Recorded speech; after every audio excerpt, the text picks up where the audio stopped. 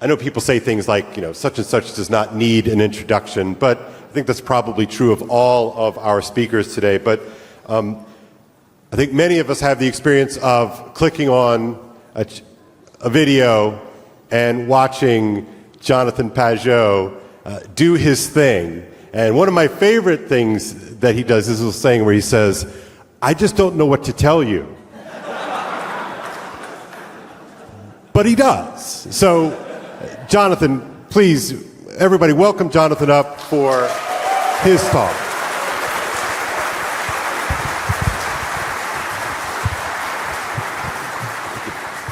Is this good? Yeah, no, I'm fine. I'm shorter, though. Hey, everyone. Everybody organizing this conference is really good at making it feel like we're just all a big family hanging out. And so, yeah. All right, I just need to know, am I going to see the slide up there? There you go. All right, so fractals, everybody.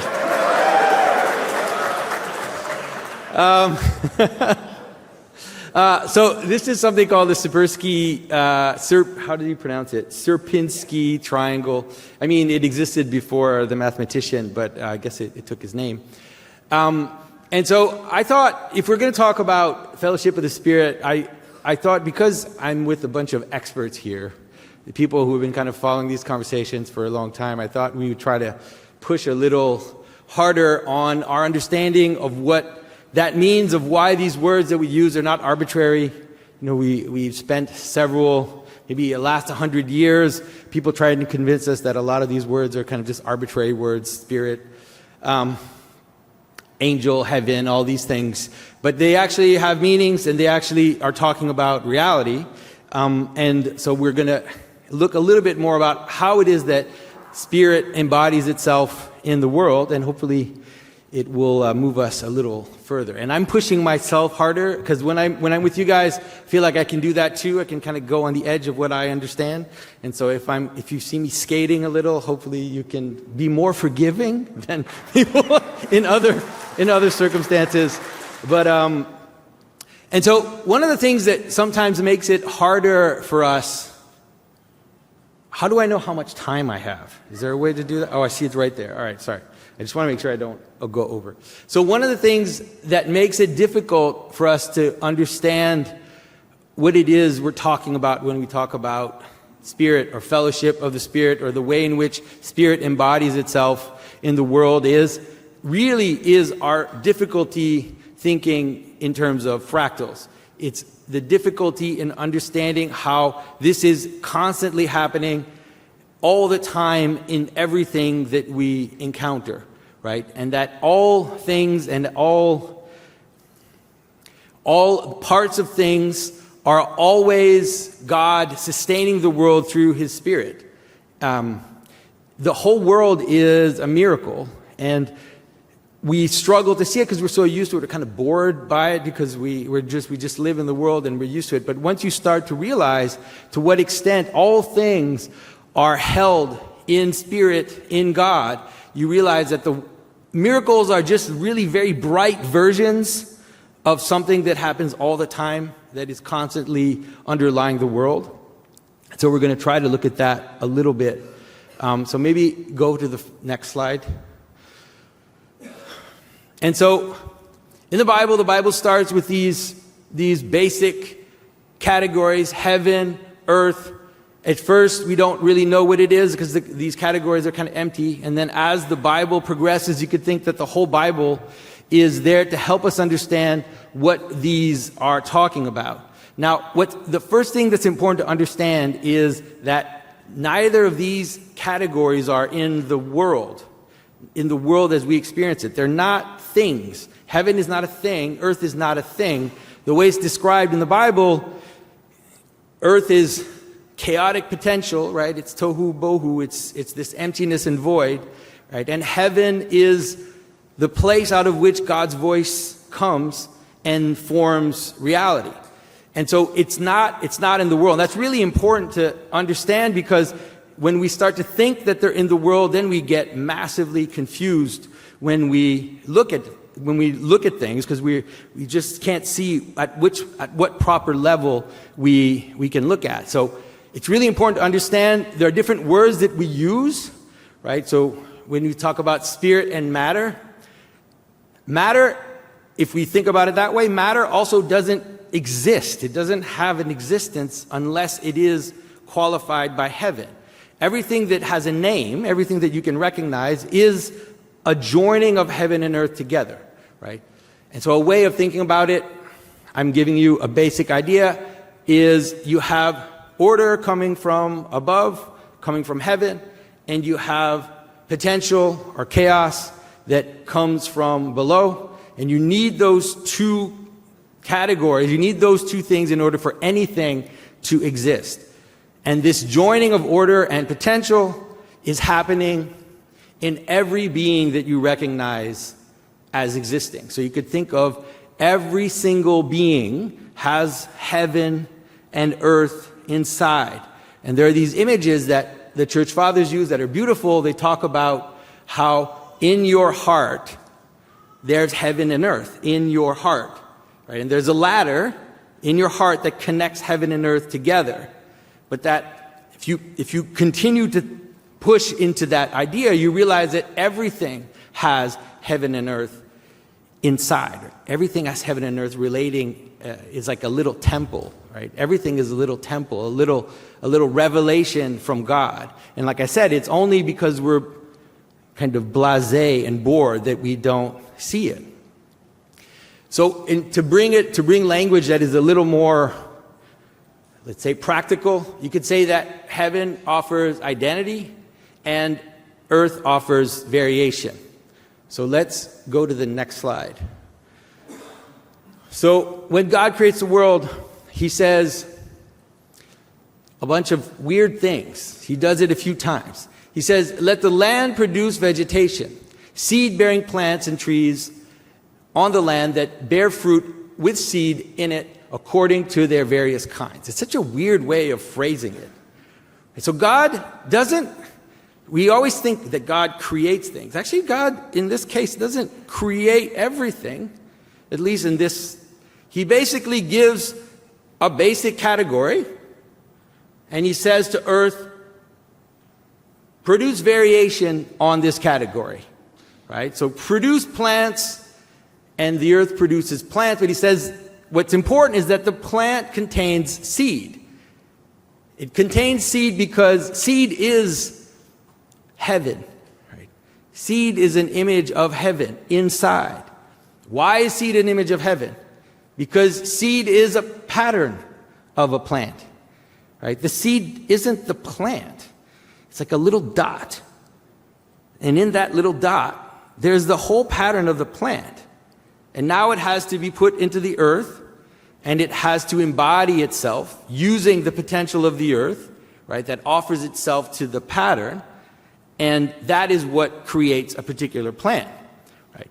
That image is true of everything, right? It's true of everything has a pattern, and the pattern embodies itself and then manifests itself in variability, okay?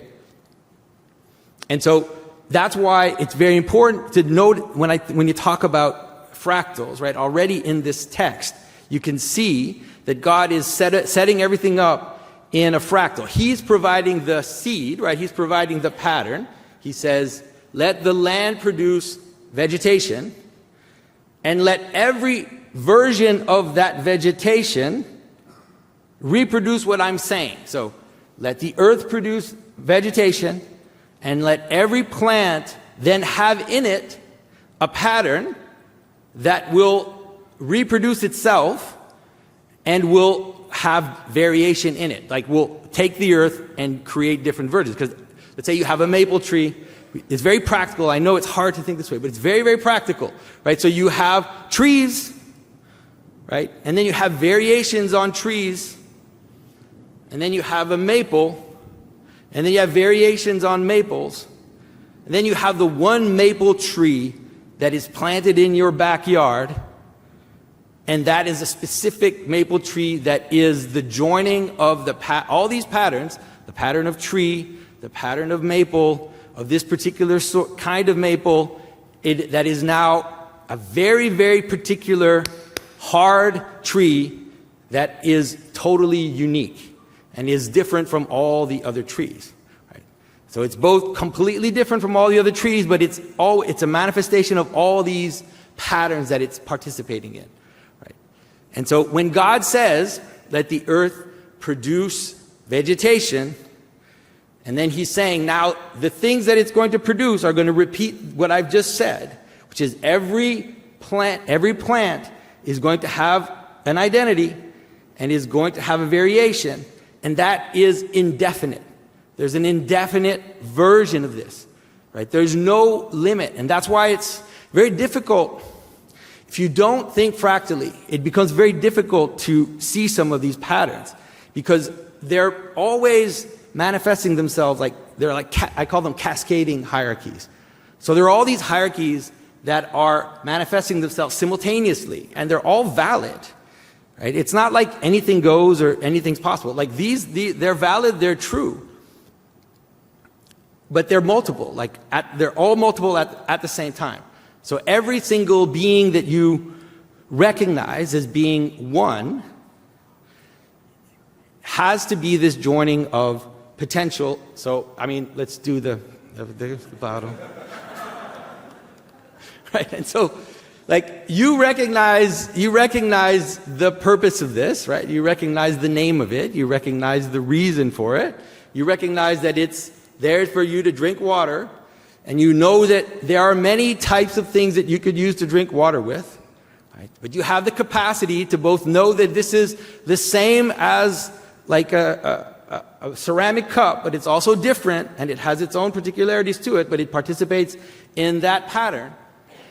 And then you do it completely unconsciously. You can recognize all of the patterns, and you know what it's for. And you also know that it's my water bottle, and it's not his. Like you could have two on the table, and you could know that they're different. And you could also know that they're the same.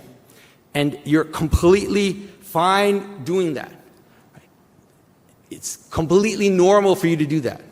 But once you start to think with fractals, you can start to see how this plays out, and especially how it plays out in terms of groups of people, because that's the theme of the conference.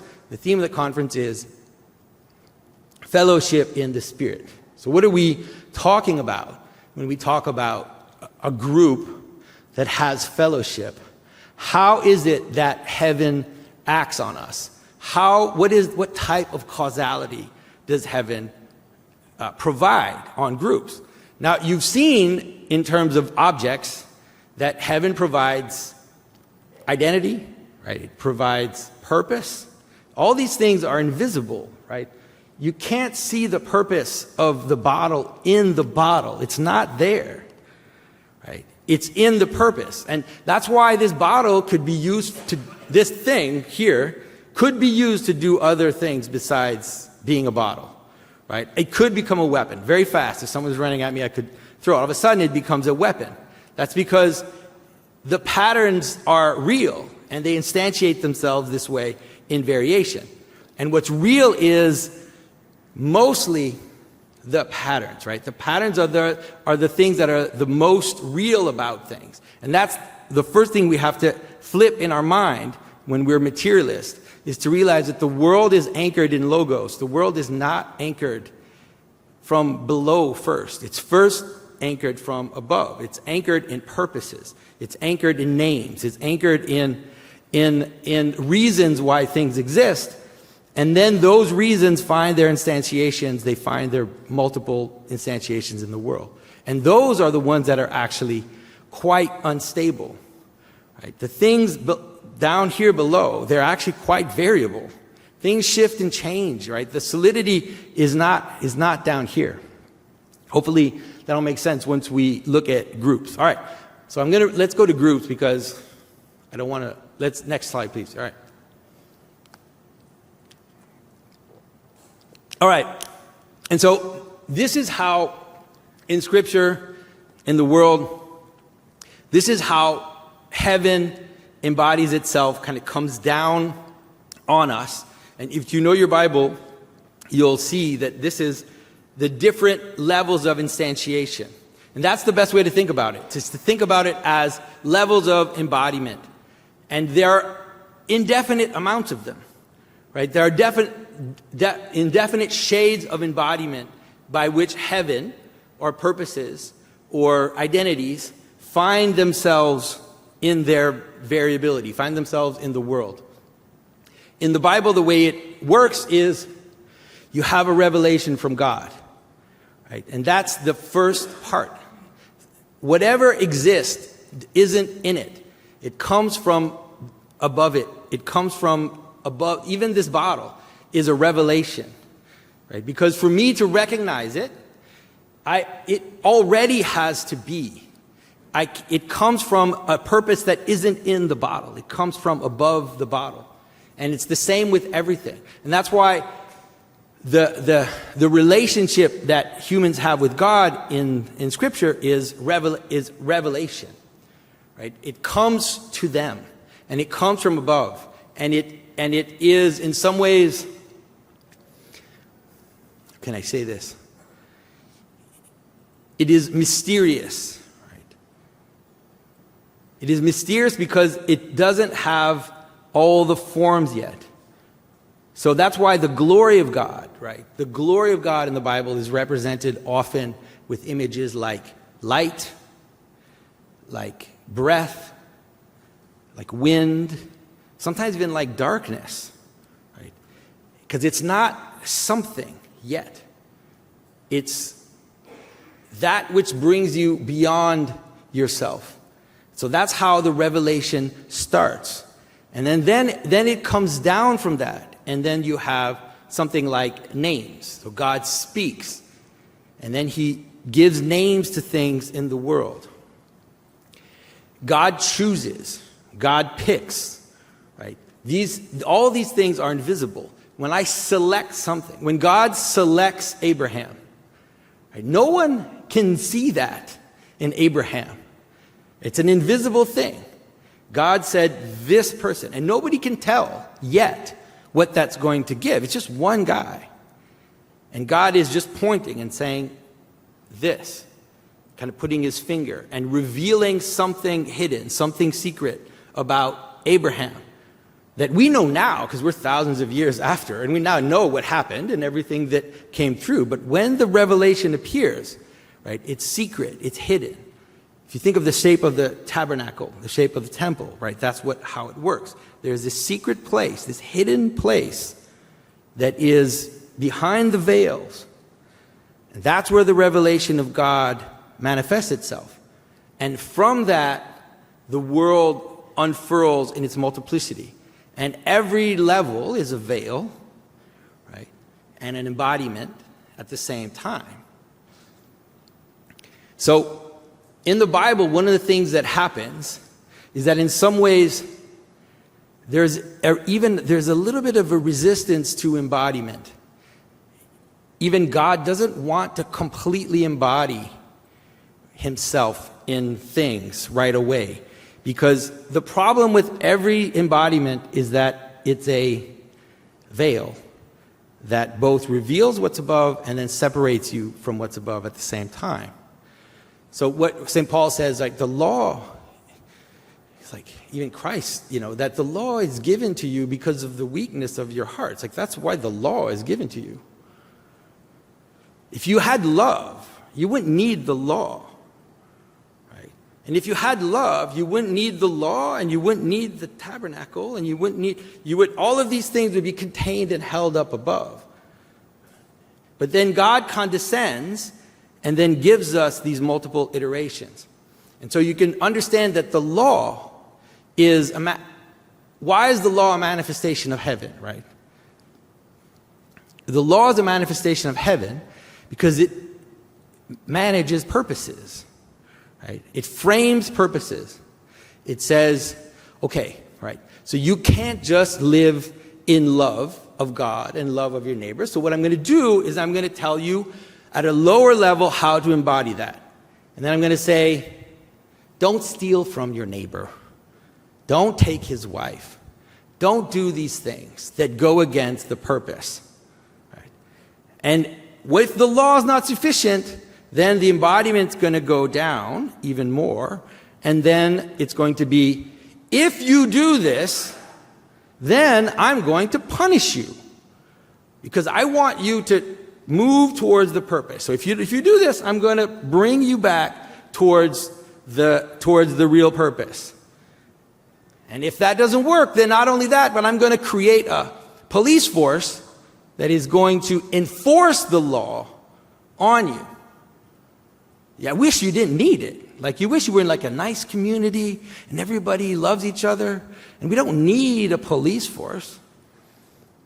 But the instantiation happens at a more and more embodied level, right? So the revelation of heaven slowly, you could say, embodies itself in the world and becomes more and more, becomes harder, becomes harsher, and becomes more multiple. Let's go to the next one. All right. And so the best way of understanding this is that heaven provides influence. Influence is a kind of causality which we're not used to thinking about, but which is the one that, especially as conscious humans, we're constantly engaging in. And so it provides an invisible motivation. So if I am if I am in a basketball game, right, there's an invisible reason why we're there. That reason doesn't enforce itself with policemen. You don't have to. You don't need to physically force people to play. There's an invisible influence that is bringing people together towards a purpose. And that is what provides the order. And it's the same with any group, any group that you're involved in. That is the highest form of, you could say, of causality, is a causality of influence. Then, as that influence comes down, right, it provides order, but the lower it gets, you could say, on this hierarchy, the more it gets connected with Earth, the harder it's going to get, the more explicit it's going to get, and then you're going to get more and more multiplicity, multiple laws, multiple examples of how that influence functions, and that's when you get that's when it gets complicated, because then you have to deal with exceptions, you have to deal with all of these differences, and you have to ultimately sometimes enforce the influence. Right? In the Middle Ages, they had this ordered society, which was that there are 3 tiers in the world. There are those that pray, there are those that fight, and there are those that work. Right? That was the order of society. And the idea is that those that pray, they're at the top. Right? Why are they at the top? Right? They're at the top because they provide a type of influence which is invisible. They don't have weapons. They're providing examples. They're providing guidance. They're providing you with direction, with motivation. But all of these are the influence of heaven. They're all invisible. And as you move down, then you have things embodying themselves in the world. So those that fight, now they take that influence, they take those purposes, and now they embody them in laws. They embody them in regulations, in actual people like magistrates, all the people that run our societies, and then ultimately, like I said, at the bottom or at the limit of that is something like the military, the police force that are enforcing the borders. But you need that full connection with what is above. Let's go to the next one. All right. So the best way to think about it is to think about it in terms of a nation. I can't even read that slide. Can you read it? All right. So a nation has an angel, right? It has a spirit. That is, it has an invisible reason why people exist together. it can then be exemplified, but it actually is very mysterious. And Paul was talking about that this morning. He was saying, why are we here? I can't completely put it into words. Right? But that's also true of all the things actually that we do, is that there's a mystery behind all things that have identity. There's something spiritual in the sense that it is invisible. It doesn't yet have any body. It doesn't yet have any explication. It doesn't have multiplicity. It's this invisible influence. We tend, as humans, we tend to want to embody that in a point, in one person. That's why most groups, if they're big enough, will end up having a president, a leader, a chairman, however you want to phrase it. We have this tendency to want to see the Spirit kind of come down and manifest itself in a person. And the reason is because that person can then exercise a more explicit authority, right? They can exercise this, they can manifest the spirit of the group for us, right? They can become exemplars. They become examples. Examples is a good way of understanding how heaven acts, right? Because let's say I am trying to teach you something. I do it once as an example, and then you're going to do it 1,000 times, right? But I'm there to provide the example. But then that happens at all these different levels. So we tend to want to embody, and there's a danger in that, right? By the way, if you know your Bible, when the Israelites wanted a king, what did the prophet say? The prophet said, you sure? You want to embody that in a one person? Right? Because then you have all these problems that can happen, which is that person can start to exercise too much influence, too much authority, etc. Think of all the cults, think of all the gurus, think of all of these problems. When you embody the purpose of something into one person, there's a danger. But it offers a lot, actually. It also offers a lot. So there's always this weird thing. In the Bible, it's weird because on the one hand, God says you shouldn't want a king, but then when they do have a king, then it's like the king is great, the king is the son of God, the king is all these things. It's like, what's going on? And it's these two, it's this tension of this resistance to embodiment, but then also the advantage of what happens when you're able to embody. And then that becomes true, right, at every level of that. So any group that you have, usually if you start some group, and it's probably true of this little corner, it starts out with an intuition of something that binds us together. We don't totally, it's like it's invisible. We can see it's motivating us, but we don't yet we haven't captured it, right? It hasn't landed. It hasn't embodied itself yet. So what do we want to do to embody it? We need something. We need a name. Start with that, right? So you need a name. Let's find a name. Once you have a name, that name will in some ways limit already, even in the name, like it'll tend to limit how that spirit is embodying himself. You might find when you find a name for something that you actually already are excluding some people. Some people are like, well, no, that's not what I thought it was. You're already constraining this spiritual influence into the world, right? And so then you want all the kinds of things that provide influence. What do you want? You want a motto, something like that. What's a motto?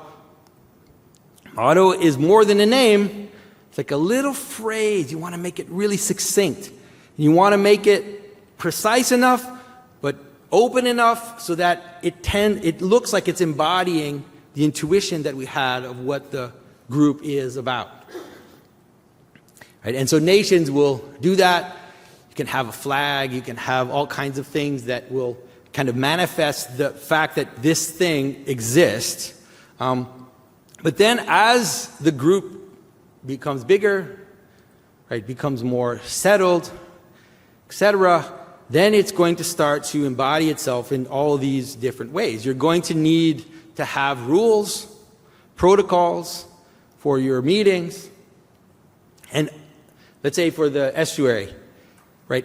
Is the protocol, is that a good thing or is it a bad thing for a conversation to have a protocol? Yes, that's right, that's the right answer. The answer is, it does something, having a protocol for a discussion, right? It formalizes the relationship, and so what it does is it crystallizes certain possibilities, and it excludes others. So sometimes it can be good, and sometimes it can be bad. If I'm having coffee with a friend that I haven't seen for 10 years, and he says, well, we're going to have a protocol for our discussion. No thank you, right? No thank you. But if I go to a board meeting and everybody is hanging out and sitting and talking about everything and like you're there for 3 hours, you're like, please give me a protocol for this meeting because it is driving me absolutely crazy, right? And so these levels of embodiment, they're not about good or bad. They're about what they do, right? What they offer. And so one of the things that's going to happen as the group persist is that you're going to have people that are going to exemplify exceptions to what the group is. So you're going to have people that are going to kind of be pushing at and you're going to say, well, I'm not sure that that's what this group is about. I'm not sure that this is what the purpose is. And then you have to decide what you do with those people. Do you punish them? Do you eject them? Right? And so in a nation, obviously that becomes quite strict. It becomes ultimately laws, police forces, prisons, executioners, right? It becomes pretty intense. And the question is, again, is that good or bad? It just is, right? It's just how things progress. Do you wish, most of the time, do you wish that you didn't need police? And that we could all just live together in harmony and love each other? Of course. Obviously, that's what we kind of all want, to be closer to heaven. It's kind of normal. We all kind of want that. We naturally desire to be closer to the intuition of the reason of why we're together. Like we naturally want it to be completely natural and intuitive to participate in the groups that we participate in. But we also realize, especially if the groups get bigger and if they become more formalized, that at some point the gadflies can prevent the group from existing. And so you need to have these different levels of enforcement, okay? And so this is and all of these things are happening fractally, right? So every aspect of what I said also has this pattern. So think of a police force as a good example. So the police force plays a certain role in this huge pattern, right? Is in some ways very embodied, really there to physically hold people down or physically eject people so that they don't harm the purpose of the group. Now that's very material, right? But it's always based on influence. It's always based on laws. The police people aren't the one making the laws. They shouldn't be. That's why we have these separations of powers. They're there to enforce the laws. The people who make the laws shouldn't be the people that enforce them. Those should be different levels, or else it doesn't work. But even the police force itself has the same pattern, right? So the captain of the police force, however you want to call it, the captain of the police force isn't out there putting handcuffs on people. Right? He's not doing the things. He is providing authority. He's providing influence. Right? He's providing reward and punishment for his own people that are in the hierarchy. And then they are at different levels, they'll be enforcing it in different ways. Right? So you have a detective that is doing the more intellectual work, that is kind of trying to figure out what's going on, trying to find the criminal doing this. But the detective might not be the guy who actually puts the handcuffs on the criminal. He's not going to be the actual physical brute that goes out and stops the people. So everything has that pattern, right? The pattern, that's why it's fractal, right? It reproduces itself in all the different levels of of the groups that we participate in, all right? And so you can, so I've in some ways represented it a little negatively, right, this embodiment. And you can understand why there are a lot of traditions that represent this embodiment in some ways as being negative, right? That is in some ways the Gnostic type of approach, where this idea that the more you move towards embodiment, the more you move towards evil, fragmentation, multiplicity, the more you move towards illusion. Why would it be that the lower you go on this, you move towards illusion? Because all the examples, they're like veils. So if you just look at one maple in your yard, and you analyze the one maple, it can prevent you from understanding the category of maple. You have to kind of pull back and see all the examples that are multiple versions of the same pattern.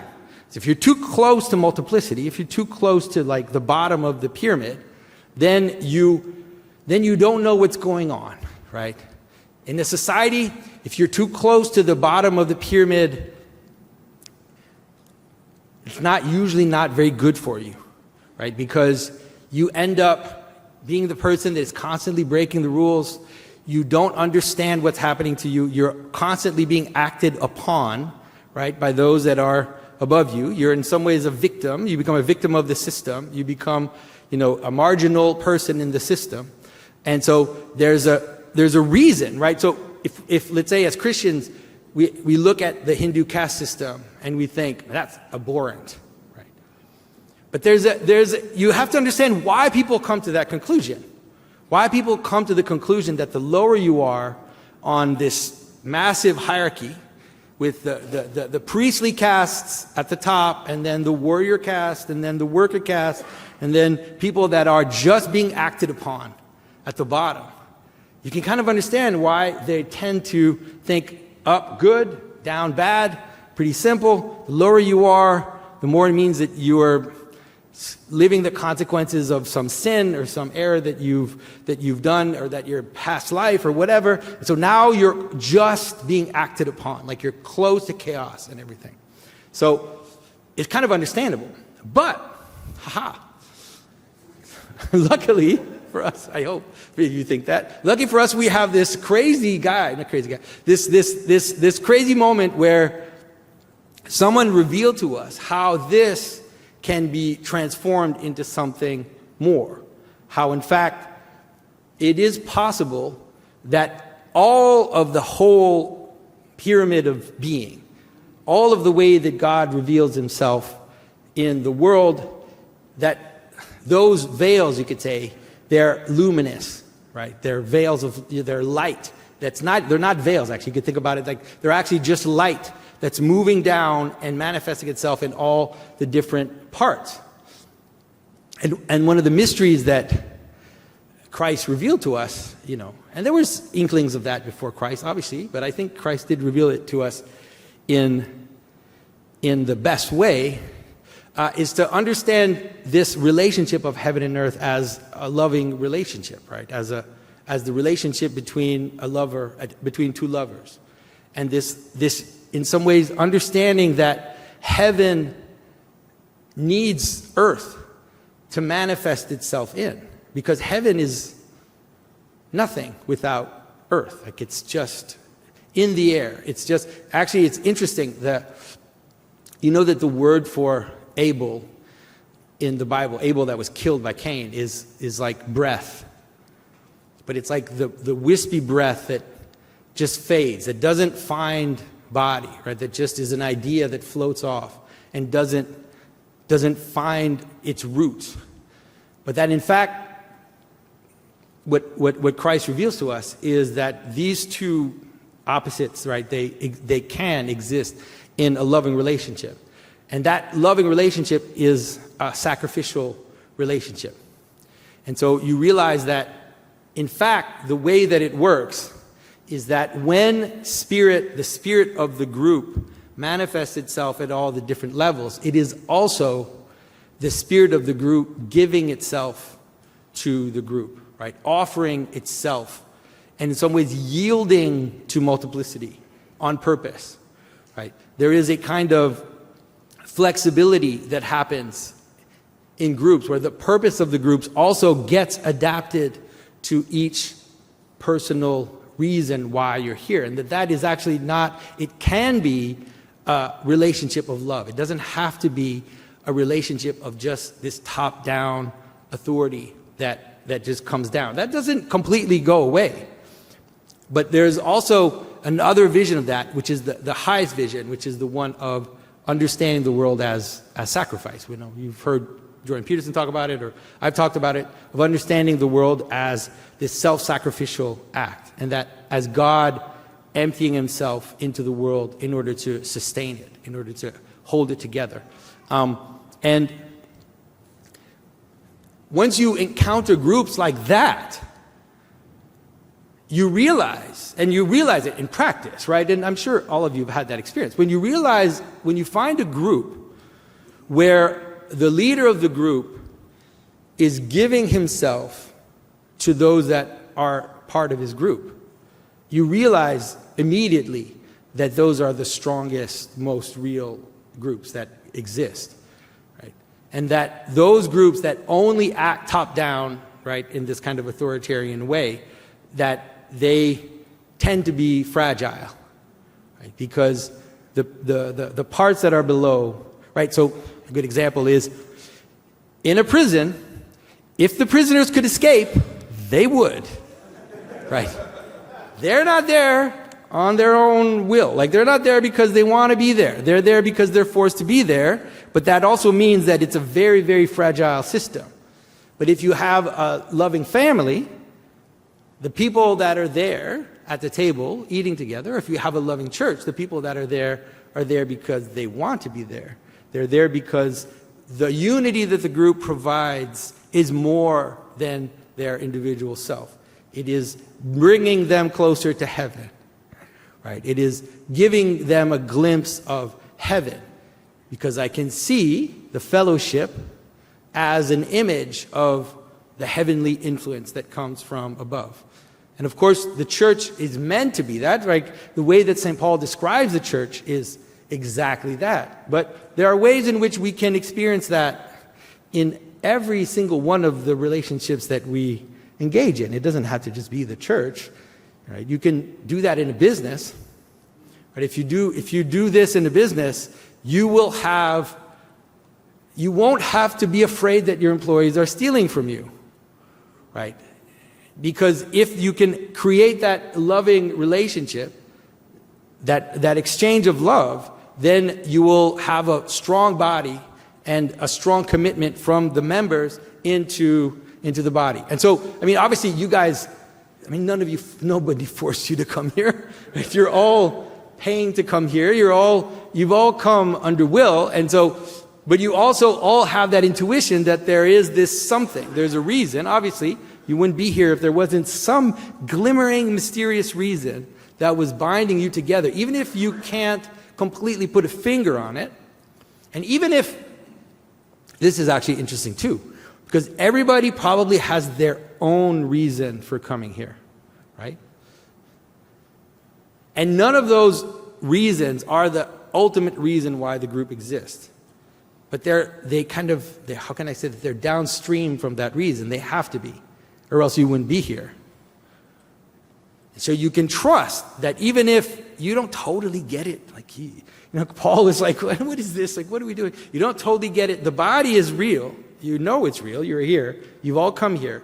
And you all have your own reasons. But when you talk and you experience the fellowship with others, you realize that those reasons are complementary, and that those reasons are like members of a body that are working together, right, as St. Paul says, that are well fit together and working together towards the unity in love. So I hope I didn't stretch you guys to your complete limit. I hope this was helpful. I think can we take a few questions? I think we were supposed to, right? Kale, are we taking some? No. We're not? Sorry, no questions. You can ask all the questions you want. Now that I've given my talk, I'm going to be way more relaxed. So you can all come talk to me. I'll be happy to talk to you. All right, thanks everyone.